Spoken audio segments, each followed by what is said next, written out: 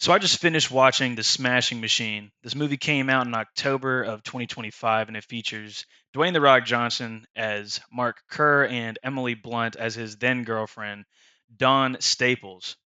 So this film overall, it's a biopic about Mark Kerr, his rise and fall through the MMA scene, his battle with substance abuse, and his relationships. So his relationships with his girlfriend and his famous friendship with Mark Coleman. So we get to see all these things together, which was really interesting.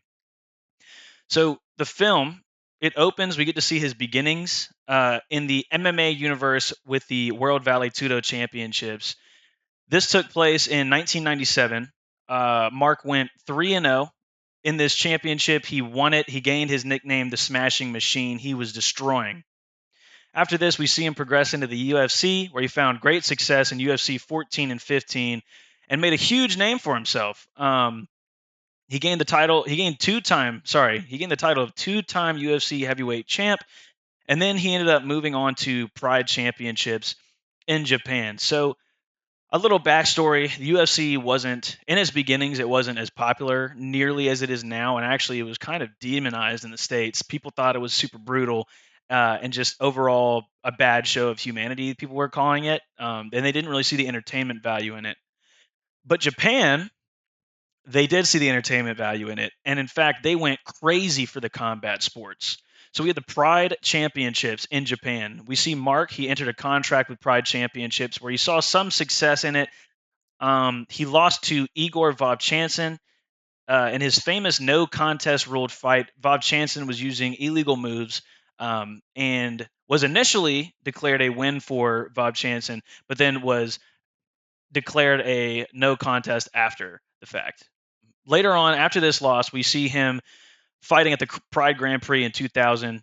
He won his opening fight against Ensign Inoue uh, to secure his spot in the finals, but then he ended up losing his fight with Kazuyuki Fujita, which sent him home with a split chin and his first actual official loss in professional mixed martial arts.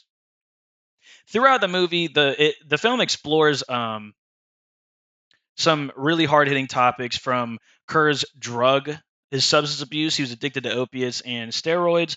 We see his tumultuous relationship with his then girlfriend Dawn Staples, and then we get to really, like I said, explore his friendship with Mark Coleman, who was a rock for him to lean on, and was a huge figure in his recovery and road to being clean from his drug addiction.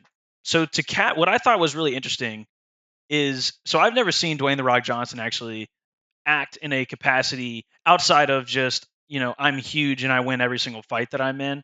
And famously, he has his contract where he's not allowed to lose a fight, which I think is pretty funny.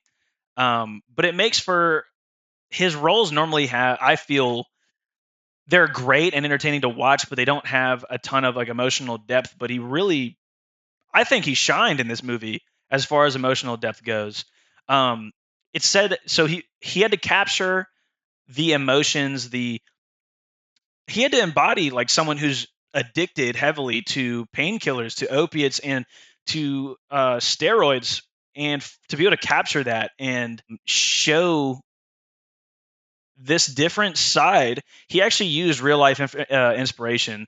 I didn't know this before doing research after this movie, but Dwayne The Rock Johnson's father, he was also a professional wrestler, and he struggled heavily with alcohol abuse. He was an alcoholic, so that was kind of his main source of inspiration uh, as far as the substance abuse goes, and his how he behaved with others, how he was trying to cover up his addiction and act like everything was fine. He for his the pain and anguish that he used inspiration from his mother. So his mother was diagnosed with stage 3 lung cancer, and there's this scene in the movie where he's in the hospital. Kerr is in the hospital. He had just OD'd on painkillers, and Mark Coleman is visiting him, and he's asking him, "Hey, what happened? Like, what's going on, bro?" And Kerr is he's lying to him. He's like, "Everything's fine, not a big deal." He's trying to shove it just put it under the rug, right? And then Coleman looks at him and he's like, "Dude, just stop. Like, stop lying. Stop lying to me." And Dwayne as Kerr, he just, I mean, he crumples. I've never seen The Rock cry, like actually, and I haven't seen him really like bare himself like this. But he took inspiration from his interviews. He was there with his mother when she was diagnosed with stage 3 lung cancer, and her reaction was this pulling the covers up over her head and this just sobbing, this like emotional nakedness, which he used that, like he used that emotion that he saw in his mother to recreate and just imbue that pain into this scene, which I mean, it was a standout scene from the entire film. And I think it really did capture that pain, that vulnerability and openness of like, I need help. So after his overdose in real life, Mark Kerr, he goes to rehab, struggles with his withdrawals from these drugs, and his battle to becoming clean. And in the movie, I felt like that was the weakest point. Actually, unfortunately, I don't really know why they made this decision, but when he goes to rehab, I actually didn't even know he was going to rehab. It essentially cuts from the scene with Coleman where he bears himself and he comes to that realization, I need help. And then you just see him, he packs bags, he goes into a gated community, and then he exits the gated community. And I was confused. I didn't know where he was going. With context clues, I kind of was able to figure out like, oh, that must have been rehab. And then when I Googled it, it was like, oh, you know, Google AI comes up. It's like, yeah, that was his his trip to the rehab facility. And then and so they just kind of cut that out, which I really wish they would have, that, the writers would have went into that more. It just felt rushed. It was kind of weird. I mean, literally, it shows he's just driving into a gated community and then driving out of the gated community, and it's just like, oh, I just have to infer like that was rehab. Cool. So, yeah, I don't know. I didn't love that, and also their exploration into Mark Kerr and his girlfriend Dawn Staples' relationship, like it felt lacking. Um, Emily Blunt she put on a great performance as well as Dawn in this film. Um, it was just so weird because they both put on great performances. The acting was on point, but it's like I just felt like there was exposition missing. The only time that we really see Dawn outside of her relationship with Kerr, just like, so not just with him, is she goes out with one of her friends and they go to like this, like a carnival. They're hanging out for the day. They're celebrating her friend's birthday, and it's just so weird because the only, like, has a moment of expressing what she's going through to her friend, and she's just like, yeah, he's different since he went through rehab, and I miss him relying on me so much. And that's it. That's like literally all the exposition we see. I felt with her character, really, outside of their scenes on screen where it's just like an uncomfortable relationship to watch. It does show them getting into fights and arguments about his career and his addiction. Like there was a good scene in it that I liked where she's calling him out on his addiction. She's like, you said you were going to quit and you're still not, and I have to see you going through all of this. Um, and you know, it's there. So there are emotional scenes. It's just like I just feel like the most lacking part of this whole movie was their relationship, and I wish we could have seen more from Dawn's side, as well as maybe just like a little bit more just to their relationship, because it felt really out of place. It's like we're seeing Mark Kerr's career and his struggle with drug addiction, and then boom, insert boyfriend girlfriend fight here. So that did feel a little bit maybe rushed and not fully fleshed out to me. However, the individual performances were great. Dwane, from a new perspective, I've never seen him in before, and I don't think anyone's seen him like this before. Just emotionally bearing himself, which was super cool. I thought he did great. He, give this man his roses, right? Give credit where it's due. And Emily Blunt, I think her acting was great. I think it was, I didn't have any problems with that. But yeah, I mean, that was, to me, I think they could have done more with that relationship, and I wish that they would have. Aside from that, the movie was super accurate.